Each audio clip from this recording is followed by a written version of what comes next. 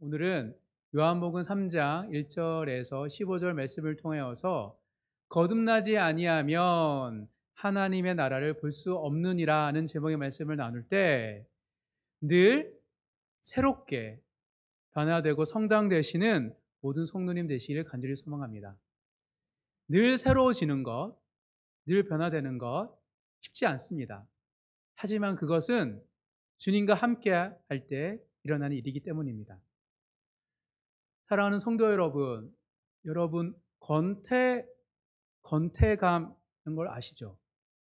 살다 보면 우리가 건태로움을 느낄 때가 있습니다. 건태는 무엇이냐면 어떤 일이나 상태가 시들해져서 생기는 게으름이나 실증입니다. 처음에는 의욕이 있었고 열심히 있었는데 점차 시들시들해져서 실증 나는 거죠. 그래서 게으르게 살아가는 것. 이게 건태입니다. 학창 시절에 학교에서 열심히 학기 시작하면 공부를 하죠. 근데 점차 시들시들해지고 게으르지고 실증이 나서 건태롭기 마련이죠. 학창 시절만 그랬나요? 회사 생활도 그렇습니다. 처음에는 이 회사 복귀만 해주면 감사합니다 라고 했는데 이제 막상 회사 생활하면 실증 나고 다음 회사 어디로 갈까라는 생각을 가지게 되죠. 근데 학교 생활과 직장 생활만 그렇지 않습니다. 내가 좋아하는 취미나 여가 활동도 시들해지기 마련입니다. 어느 순간 그렇게 좋던 운동이 재미없어요. 그 드라마가 재미없는 경우가 생기죠. 즉 사람들은 항상 건태로움을 느끼기 마련입니다. 근데 문제는 일상뿐만 아니라 신앙에도 건태감이 찾아온다는 사실이에요. 뜨겁지도 차지도 않는 그 미지근한 신앙을 우리가 겪게 됩니다.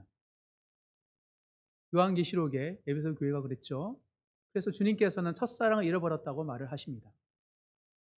그렇다면 도대체 신앙에 있어서 이 영적인 건태감은 왜 생기는 것일까요? 왜 시들해지고 몸이 건조해지고 미지근해질까요? 쉬운 예수는 없다라는 책의 저자 제이슨 미첼 목사님은 이 건태에 대해서 이렇게 표현합니다. 건태는 우리가 그리스도인으로서의 삶에, 신자의 삶에 실망하는 가장 흔한 이유다. 즉 성도들이 가장 실망하는 것이 이 그리스도인의 삶을 살아가는데 생각보다 별거 없네? 변화가 없네? 예수 믿는 사람들이 특별히 다른 게 없네? 라는 것을 느낄 때, 이 건태감을 느낄 때 실망한대요. 이게 흔한 증상이라고 말을 하고 있습니다. 일하고, 아이를 키우고, 사랑하고, 생각하고, 돈을 쓰고, 시간을 투자하는 방식까지 우리 삶의 모든 측면을 철저히 변화시키겠다는 예수님의 약속을 잃어버릴 때 건태가 찾아온다고 말하고 있습니다. 즉 일상 속에서 다 바꾸겠대요. 예수님이 완전히 새로운 삶으로 우리를 빚어지신다라는 그 예수님의 약속을 잃어버릴 때 건태가 찾아온대요. 바쁜 삶이라는 자장가에 영적으로 잠이 들어버린 사람이 얼마나 많은지 모른다. 그런 사람은 그리스도를 삶의 모든 측면으로 모실 때 얼마나 놀라운 일이 벌어지는지를 고민하지 않는다. 그러니 지루할 수밖에 없다. 지금 많은 그리스도인들이 왜 지루해지고 권태감을 느끼냐면 예수님의 약속을 내 삶에 적용하고 실천하려는 것들을 기대하지 않다 보니 지루해지는 거예요. 미첼 목사는 바쁜 삶을 현대인들의 영적 자산가라고 표현합니다. 바쁘면 바쁠수록 영적으로는 서서히 잠든다는 거예요. 즉 바쁜 현대인의 삶의 라이프 스타일이 영적 침체의 원인이라고 말을 하는 것입니다. 왜 그렇죠? 분주하고 바쁘게 살잖아요. 그러면 열심히 사는 것과 믿음으로 사는 것을 구분하지 못합니다. 분주함은 열심히 사는 것과 믿음으로 사는 것을 분별하지 못하기 때문이에요. 여러분, 열심히 사는 게 뭐예요? 열심히 살아간다는 건 뭐냐면 나에게 주어진 삶을 잘 감당하는 거예요. 가장으로서, 남편으로 아내로서, 직장으로서, 또 그리고 사회 구성원으로서, 교회 직분자로서 최선을 다하는 것. 그게 열심으로 살아가는 거예요. 그런데 열심으로 살아가는 것과 믿음으로 살아가는 건 다르죠. 믿음으로 살아가는 건 무엇입니까? 열심히 사는 것은 주어진 삶을 잘 감당하는 것이고, 믿음으로 살아가는 것은 주어진 삶이 아니라 자신의 삶을 변화시키는 거예요. 예수님처럼. 다시 말할게요. 열심히 사는 것은 주어진 삶을 잘 감당하는 것이고, 믿음으로 살아가는 것은 자신의 삶을, 내 인격을, 내 성품을 변화시키는 거예요. 예수님처럼. 이게 믿음으로 사는 것이죠.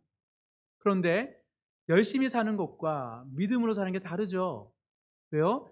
열심히 산다고 주어진 삶을 잘 감당한다고 사람이 변하나요? 아닙니다. 훌륭하게 살아가는 사람들 중에 자신의 삶을 변화시키지 못한 사람도 태반입니다. 주어진 삶을 잘 살아가는 것과 자기 삶을 변화시키는 것은 다른 것입니다. 비슷하게 보이지만 엄연히 다르죠. 열심히 산다고 사람은 변화되지 않습니다. 제가 경험했습니다. 제가 목회를 하면서 열심히 사는 것과 믿음으로 사는 것을 같다고 생각했어요.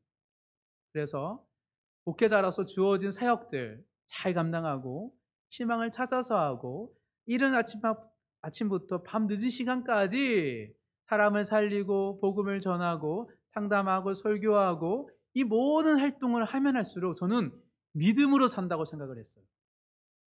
그래서 달아 없어지는 삶이 이거구나. 쓰임 받아서 내 삶이, 내 건강이, 내 젊음이, 내 열정이 달아 없어지는 거. 이것이 근 영광이라고 생각을 했던 것이죠. 틀리지는 않습니다. 하지만 제가 그렇게 열심히 사는데 제 삶의 변화와 열매는 없었어요.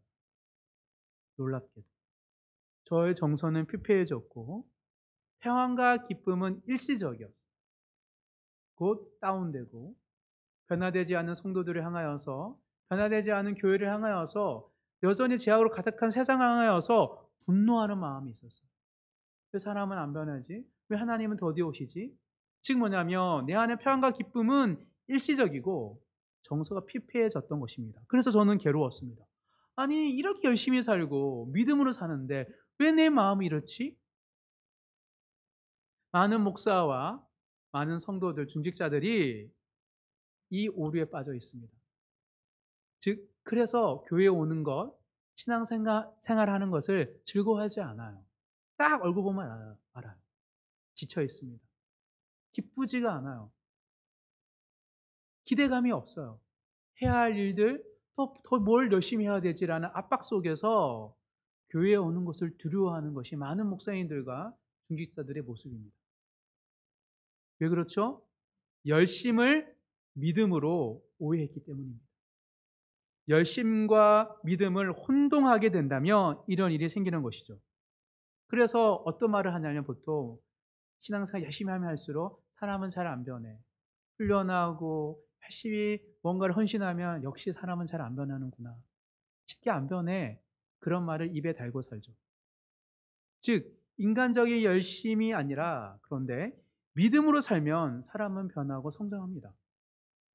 왜 믿음이 변화되지 않고 사람은 왜 온전해지지 않는다고 생각하죠? 나도 여기 있는데. 즉 열심과 믿음을 오해하고 혼동하면 그런 착각에 빠지게 되고 지치기 마련인 것이죠. 근데 왜 우리는 이렇게 열심과 믿음을 자꾸 혼동하는 것일까요? 왜 그렇죠? 은혜로 구원받은지 아는데도 불구하고 힘들어야지, 피곤해야지, 지쳐야지 교회 오는 거 아닙니까? 왜 우리는 그것을 끊임없이 좀 더 좋은 모습으로, 좀 뭔가 더 나은 모습으로 주님 앞에 서려고 하는 것일까요? 왜 늘 부담스러울까요? 이런 우리의 모습을 보시고 예수님은 과연 어떤 말씀을 하실까?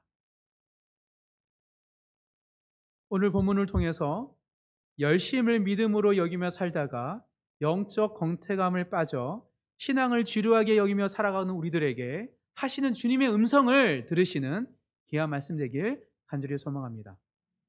영적 권태감을 극복하는 비결 3가지를 가지고 주님의 음성을 한번 살펴보도록 하겠습니다. 첫 번째입니다.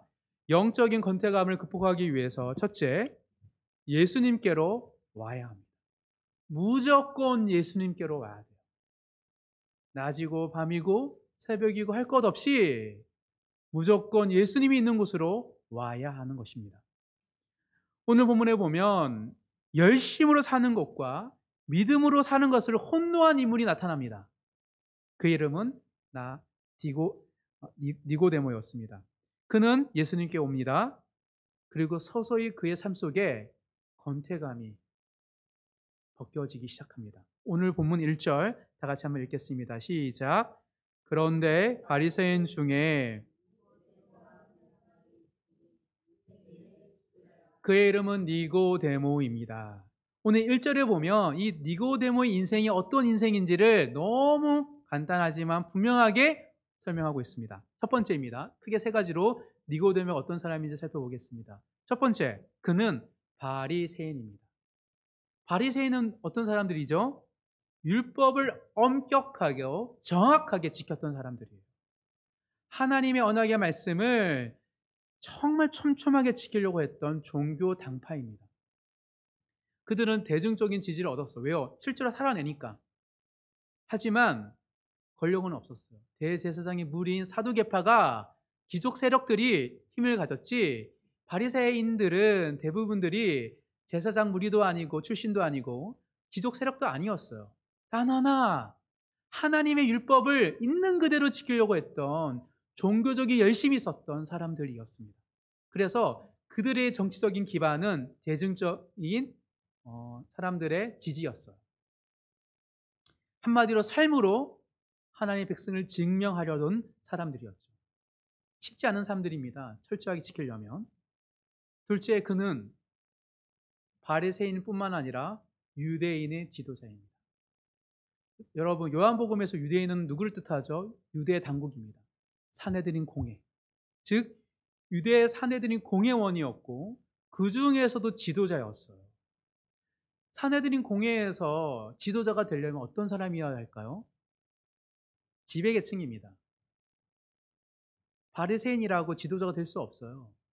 그는 출신 성분이 귀족 세력이었어요. 그래서 지배계층으로서 그는 지도자의 신분에 올라섰던 사람입니다. 로마의 역사학자 요세푸스, 유대인의 역사를 기록한 요세푸스는 바리새인 중 일부가 엘리트 가문 출신이었다고 기록합니다. 그 일부예요. 바리새인 무리 중에서 일부의 엘리트 가문 출신이 누구였냐고요? 니고데모였던 것입니다. 마지막으로 그 이름은 무엇입니까? 니고데모입니다. 니고데모라는 헬라어의 뜻은 뭐냐면 백성들의 정복자, 사람들의 이긴 자입니다. 흔한 이름이 아니었대요. 그래서 학자들이 연구에 따르면 예수님이 오시기 전 300년과 예수님 오신 이후의 200년, 즉 500년 역사 속에서 팔레스타인 지역의 유대인 중에 니고데모라는 이름이 4명이 발견할 수 있대요. 크게. 근데 이 4명 다 누구였냐면 구리온 가문의 사람이었다고 합니다. 유대인 구리온.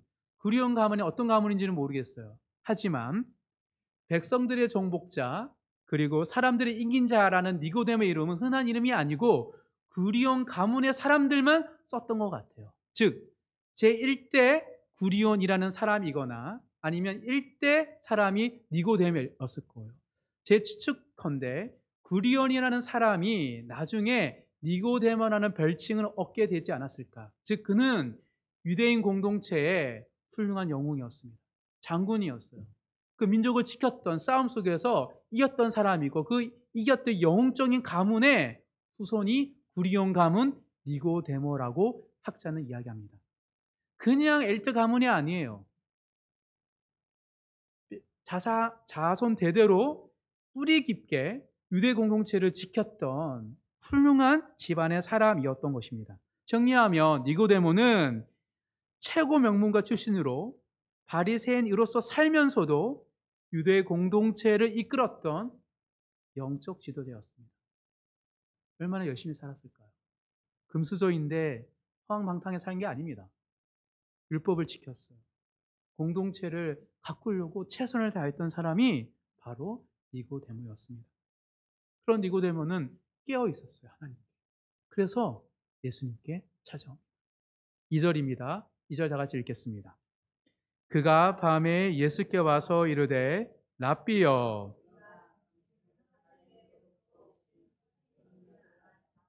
하나님이 함께 하시지 아니하시면 당신이 행하시는 이 표적을 아무도 할 수 없음이니이다.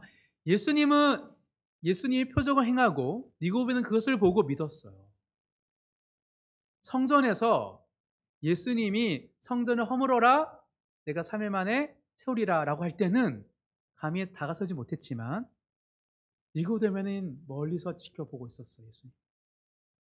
그리고 그는 깨달았어요. 하나님이 보낸 사람이 아니라면 저런 표정은 감히 할 수 없다.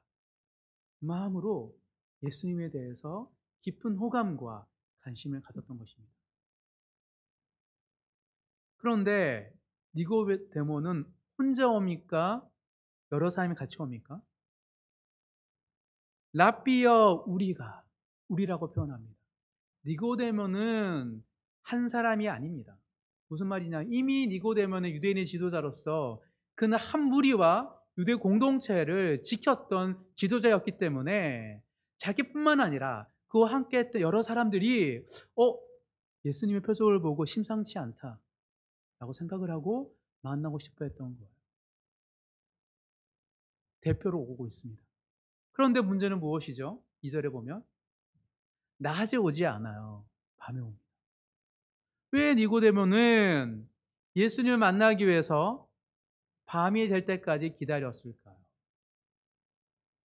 니고데모는 밤을 기다렸어요. 밤이 되자 예수님께 찾아옵니다. 왜 그랬을까요? 니고데모는 바빠서 우리처럼 일하고 수고하고 애쓴다 하고 바빠가지고 낮에는 주님께 찾아올 수 없고 내 할 일을 다 하고 나서 남는 시간에 주님을 찾아온 것일까요? 그럴 수도 있습니다. 왜냐하면 니고데모는 정말 우리 못지않게 열심히 살았던 사람입니다. 바리새인으로 살려고 했고 더불어 유대인의 지도자로 살기 위해서는 수많은 사람과 만나고 소통하고 그들에게 듣고 그들을 가르쳐야 했기 때문에 늘 바빴던 거예요. 자신에게 주어진 삶을 열심히 감당했기에 그는 낮이 아니라 밤이 되어서야 예수님께 찾아왔을 수도 있습니다. 하지만 예수님은 아셨어요. 왜 니고데모가 밤에 왔는지. 예수님의 표적을 보고 예수님을 믿었으나 니고데모의 마음속이 어떤지를 주님은 아셨기 때문입니다. 지난주의 말씀이죠. 요한복음 2장 23절에서 25절을 한번 읽어보도록 하겠습니다. 다 같이 읽겠습니다.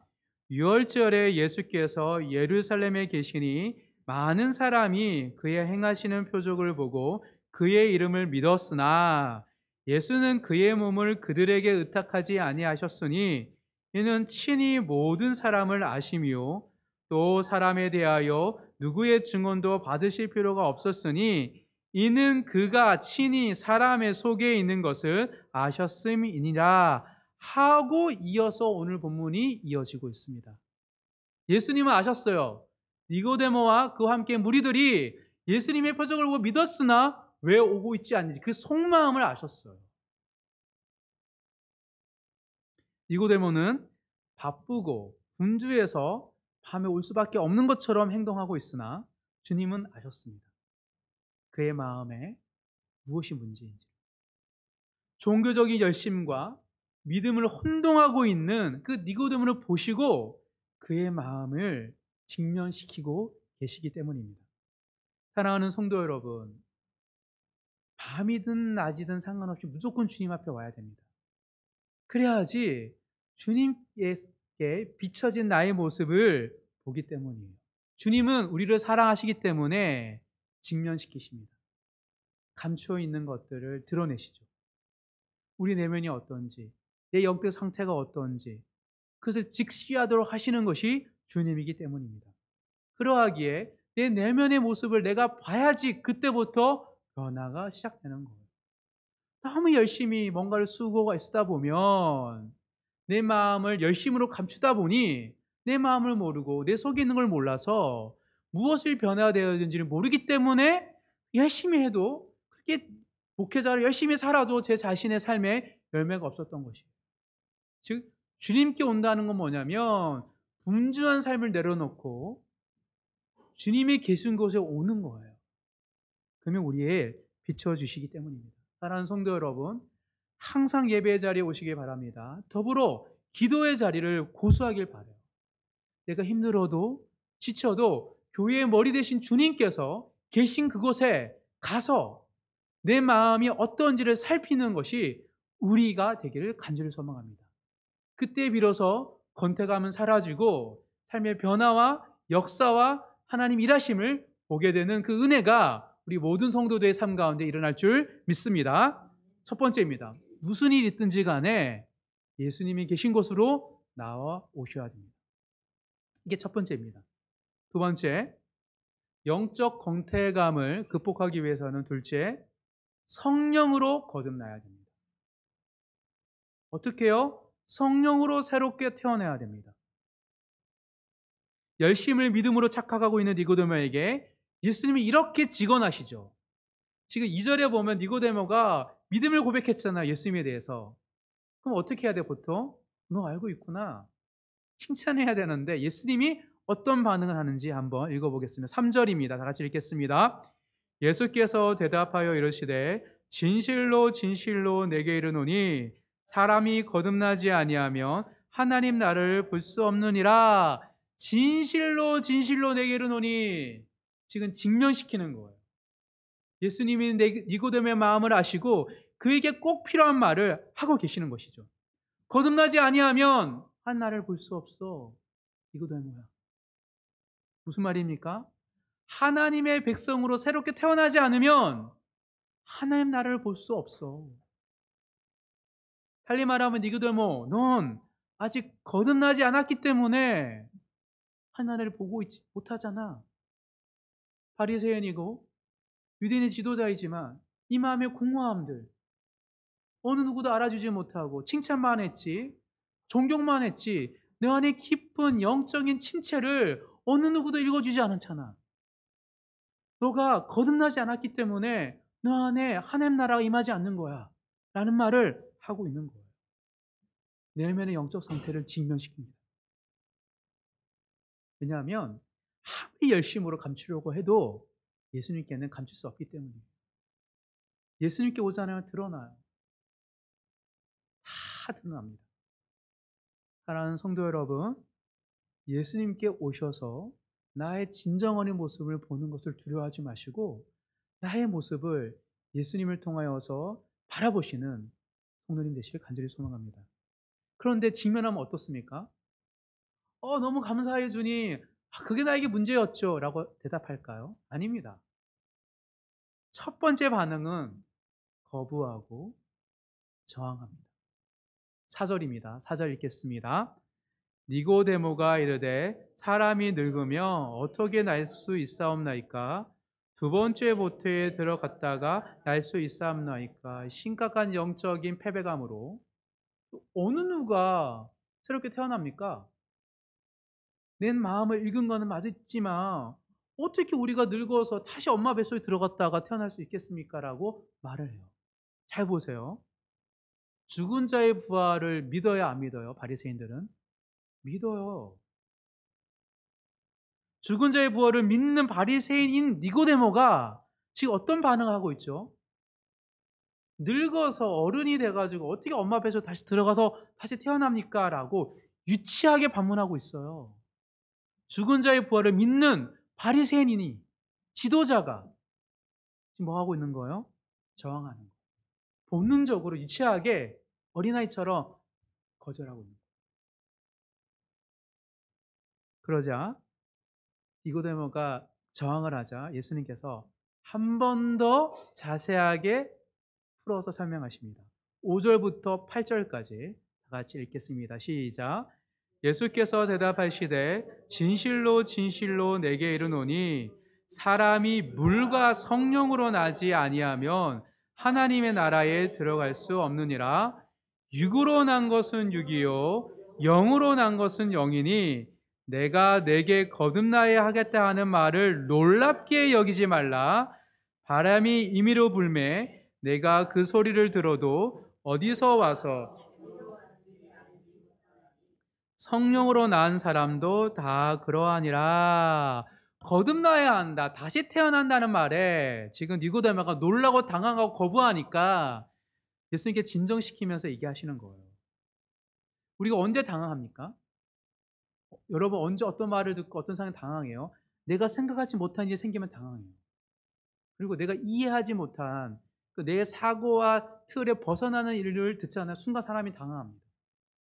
즉 니고데모의 사고체계가 벗어난 이야기를 하니까 니고데모가 당황하면서 어린아이처럼 얘기하는 거예요. 유치하게. 그래서 예수님께서는 니고데모를 좀 더 편하게 설득하면서 너의 인식 범위 너머의 이야기야. 그래서 인식의 너머의 지적 세계로 데려가는 거예요. 영적인 세계로. 어떻게? 너 바람을 알지? 그렇죠. 근데 너 바람을 본 적 있어? 아니죠. 바람이 어디서부터 어디로 가는지 어떻게 알아? 모르죠. 근데 바람이 있어 없어? 있죠. 현실 세계 속에서도 네가 지혜자이지만 다 모르는 게 있잖아. 그렇죠. 마찬가지야. 영적 세계도 마찬가지야. 성령이 계시고 성령께서 사람을 새롭게 변하고 있어. 그걸 믿어. 라고 좀 지적으로 풀어서 설명해 주시는 겁니다. 영의 세계를 보려면 물과 성령으로 거듭나야 돼. 사랑하는 성도 여러분, 우리의 신앙에 있어서 가장 중요한 것은 물과 성령으로 거듭나야 되는 것입니다. 물로 거듭난다는 건 무엇이냐면 회개하는 거예요.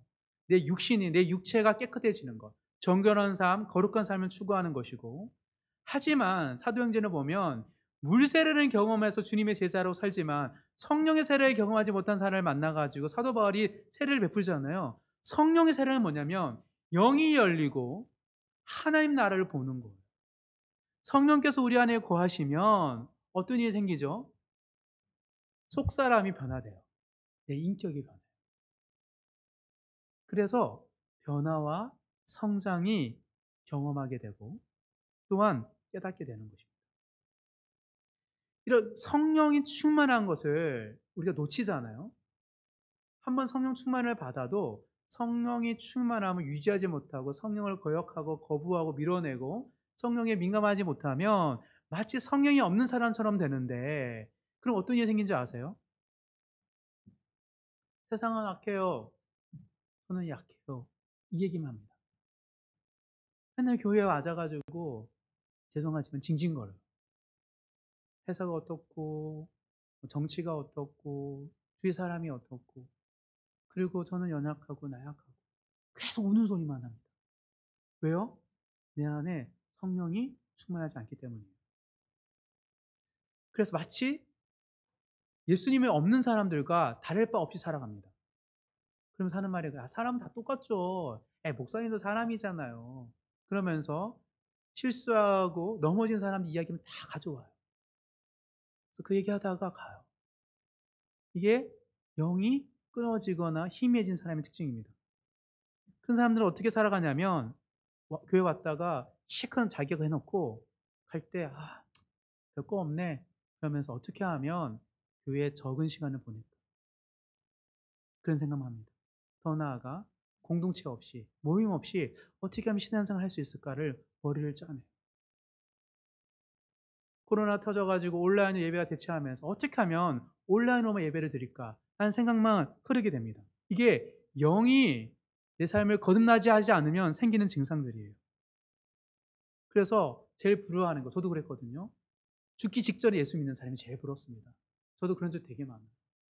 원망하면서 왜 예수 일찍 믿게 해가지고 내 인생 젊은 날 너무 아깝다고 조언을 케어하고 사람을 케어했는데 가만히 보면 고마운 줄도 모르고 기도할 때 항상 가면서 하나님께 원망했어요. "하나님 좀 늦게 만나면 안 되냐고." 아 막 그런 생각들을 가득 왜요? 영이 거듭나는 영이 내 안에 사라지면 그런 일이 생기는 것이죠. 이처럼 성령으로 거듭나거나 성령이 충만하지 않으면 신앙이 무료해지고 생명력이 사라집니다.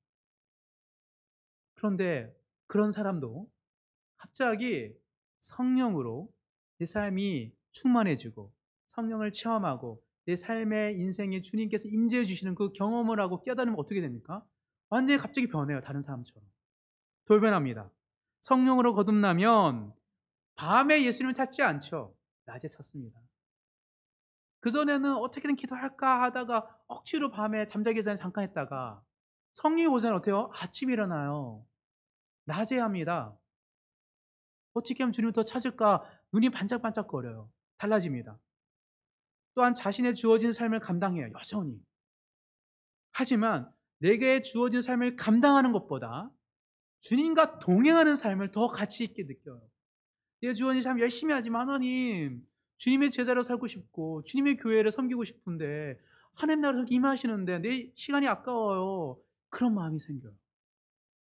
무엇을 먹을까? 무엇을 마실까? 무엇을 입을까에 대해서 염려하고 근심하기보다 먼저 그의 나라와 그의 의를 구하는 삶을 살아. 왜? 보이기 때문에 하나님 나라. 영원한 나라가 보이는데 썩지 않은 나라가 보이는데 썩을 것을 위하여 살아가는 내 인생이 너무 아까운 거예요. 한번뿐인 인생 주님이 헌신하고 싶어요 라는 마음이 영이 살면 그런 고백을 하는 것이죠.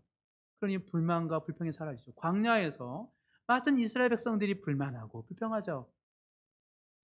불기둥, 구름기둥을 보고 하나님의 기적과 이적을 보고 만나와 메추리를 먹어도 불만하고 불평합니다.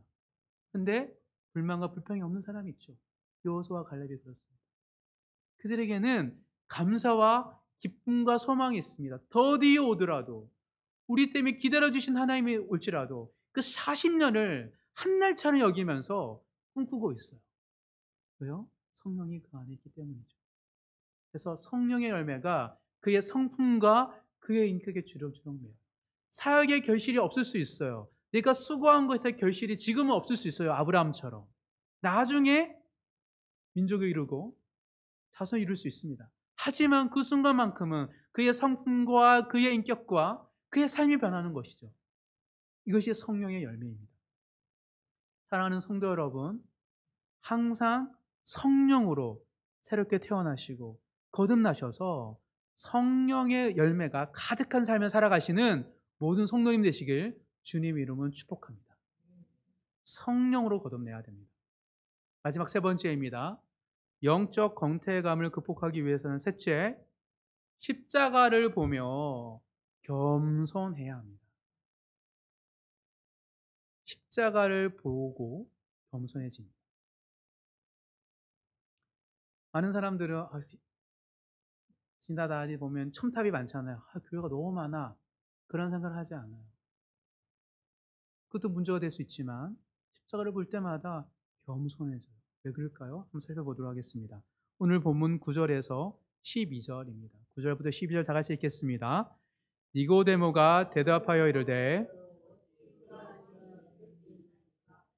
예수께서 그에게 대답하여 이르시되 이스라엘의 선생으로서 이러한 것들을 알지 못하느냐? 진실로 진실로 내게 이르노니 우리는 아는 것을 말하고 본 것을 증언하노라. 그러나 너희가 우리의 증언을 받지 아니하는도다. 내가 땅의 일을 말하여도 너희가 믿지 아니하거든. 하물며 하늘의 일을 말하면 어떻게 믿겠느냐? 지금 예수님께서는 마지막으로 또 반문하고 있는 니고데모에게 가슴에 빗을 꽂는 말을 합니다. 너는 이스라엘의 선생으로서 이러한 것들도 알지 못하느냐? 이거는 예수님이 하는 가장 강한 말이에요.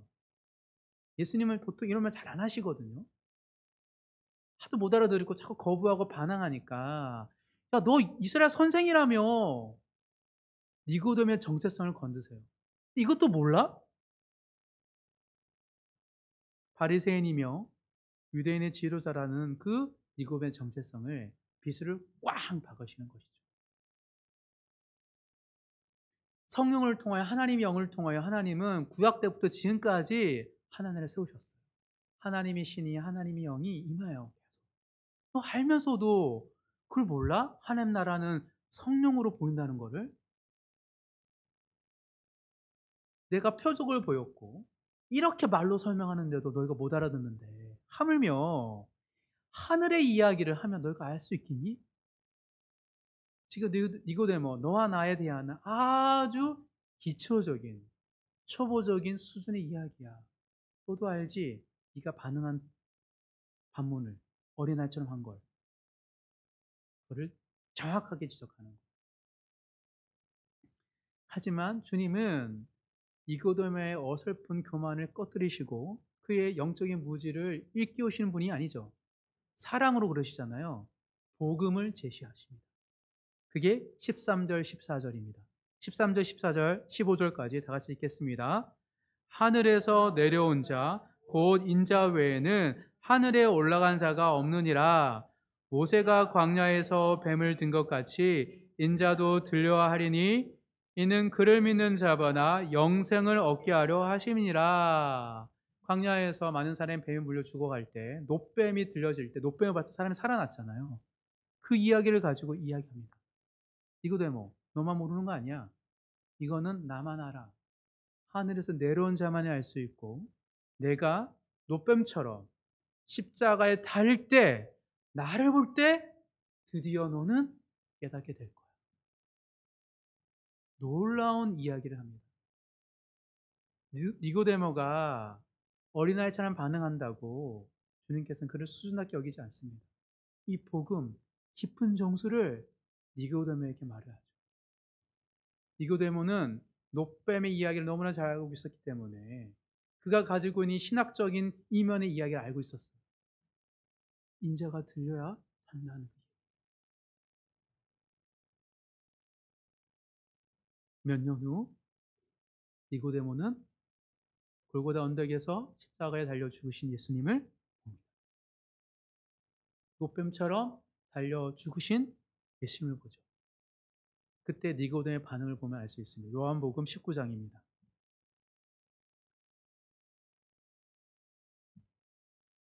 요한복음 19장 38절에서 40절까지 세 절을 한번 읽어보겠습니다. 요한복음 19장 38절에서 40절 다 같이 읽겠습니다. 아리마대 사람 요셉은 예수의 제자이나 유대인이 두려워 그것을 숨기더니 이 일 후에 빌라도에게 예수의 시체를 가져가기를 구하매 빌라도가 허락하는지라 이에 가서 예수의 시체를 가져가니라. 일찍이 예수께 밤에 찾아왔던 니고데모도 몰약과 침향 섞은 것을 100리트라쯤 가지고 온지라. 이에 예수의 시체를 가져다가 유대인의 장려법대로 그의 향품과 함께 치마포를 쌌더라. 아리마대 요셉뿐만 아니라 니고데모는 주님의 제자였습니다. 하지만 그들은 유대인이 두려워 낮에는 주님께 찾아오지 못하고 밤에만 수년째 찾아왔던 제자들이었어요. 하지만 진정한 밤, 예수님이 돌아가시는 그 밤에 이르자 그들은 견딜 수 없는 슬픔을 안고 한낮에 오후 3시에 빌라도 총독을 찾아갑니다. 그리고 주님의 시체를 달라고 공개적으로 이야기하죠. 결국 밤에만 예수님을 따랐던 제자들이 낮의 제자로 변하다는 일이 언제 십자가에 달린 예수님을 보고 생긴 이야기입니다. 왜 그랬을까요? 아리마대 요셉과 니고데모는 왜 그토록 숨겼다가 이제는 감춰야 할 그 순간에 예수님 죽었잖아요. 이제는 감춰야 되잖아요. 근데 그 순간 왜 드러낼까요?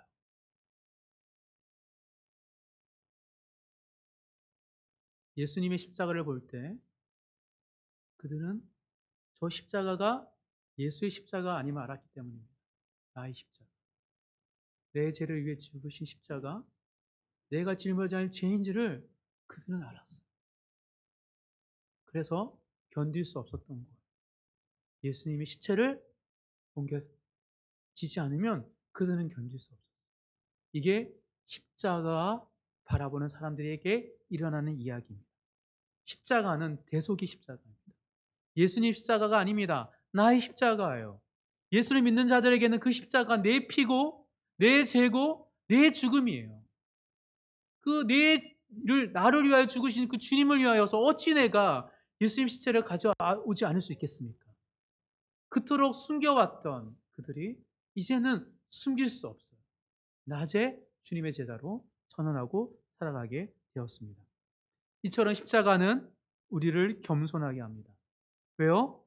내 죄가 얼마나 무거운지를 보게 하기 때문입니다. 예수님이 죽으셨어요. 내 죄를 위하여. 값싼 게 아니에요. 세상에서 가장 위대한 것을 대가 지불하셨어요. 하나님께서. 하나님께서 나의 죄를 위하여 나를 살리기 위해서 전 세계 우주 전체에서 하나님이 너무나 아끼는 독생자 예수를 죽이신 거예요. 왜 우리에게 신앙이 무미건조할까요? 왜 우리의 신앙에 변화가 없을까요? 십자가가 값싸기 때문이에요. 무겁지 않기 때문이에요. 그 대가가 얼마나 값싼 예수로 말미암아 주어진 것인지를 잊고 있기 때문입니다. 여기에 대해서 본 해퍼 목사님은 이렇게 얘기합니다. 독일 교회가 히틀러를 칭송하는 그 시대에 그리스도인들을 향하여서 이런 말을 하는 것이죠. 값싼 은혜란 죄인을 의롭다고 인정하는 것이 아니라 죄를 의롭다고 인정하는 것입니다. 그 당시 그리스도인들이 값싼 은혜를 믿었던 거예요. 은혜가 그렇게 생각했답니다. 은혜가 혼자서 모든 일을 하기 때문에 모든 것은 그대로 머물러도 좋다. 많은 그리스도인들이 은혜는 주어지는 거잖아. 그냥 가만히 있어. 하나님 주시겠지. 그것을 보네포 목사님은 값싼 은혜를 믿는 성도라고 이해하고 있습니다. 은혜는 무엇이죠? 죄인을 의인으로 칭하는 거예요. 값싼 은혜는 무엇입니까? 죄인이 아니라 죄를 의롭다 여기는 거예요. 언제 하나님께서 죄를 의롭다고 여기셨습니까? 죄인을 의롭다 여기시지. 죄인이었던 나를 의인이 되게 했다면 우리는 죄를 지을 때마다 가슴을 치고 예수의 피값 앞에 그 놀라운 가치 앞에 내가 이렇게 살아가면 될까라고 가슴을 칩니다. 하지만 값싼 은혜를 믿는 성도들은 죄가 의롭게 했기 때문에 죄를 지어도 괜찮아요. 회개하면 되지 뭐.